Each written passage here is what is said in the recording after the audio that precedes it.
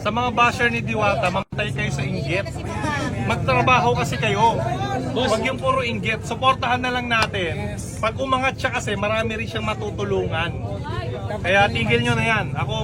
Ako makakalaban ninyo. Mag-a-apply na ako dito eh. Mag-a-apply na ako ng voucher. Diwata, anong masasabi mo? Pina-vlog natin para makita ng suporta. Kasi the more na mag-vlog tayo dito, the more na mas magiging aware yung mga tao, the more na mas pupunta sila dito. Okay? So walang problema doon kahit araw-araw mong i-vlog si Alam mo kasi, Diwata. kahit anong gawin mo sa buhay mo, meron at merong masasabi yung mga tao sa'yo. Gumawa ka ng mabuti, di ba? May masasabi.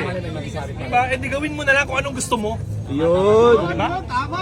Ano masasabi sa magandang sa hirap ng pinagdaanan ni Diwata, may magandang Yan naman talaga eh.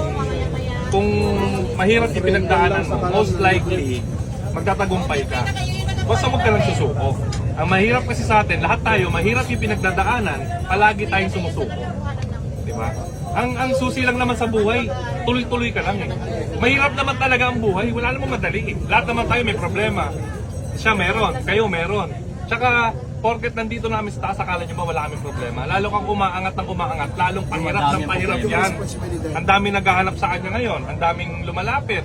Mga vlogger, ang daming nag-i-invite, ang daming yung mga taong hindi niya kilala. Ngayon, kilala na siya. Mas mahirap kapag nasa taas ka na, kasi hindi mo ma-identify kung anong kailangan ng tao sa'yo. Hindi mo alam kung gusto lumalapit lang ngayon kasi kailangan ng pera, gusto sumikat o something.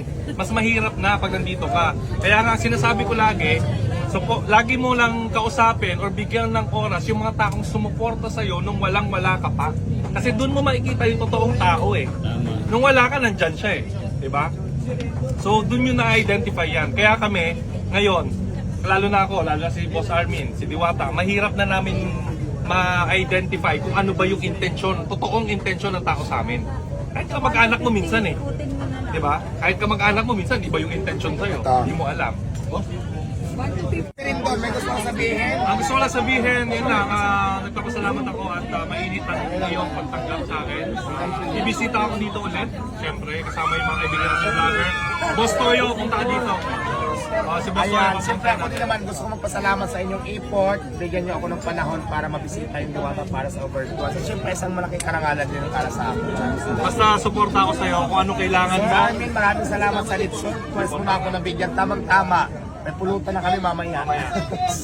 Kasama naman po sa Yes po, iba-vlog din agad. So picture tayo.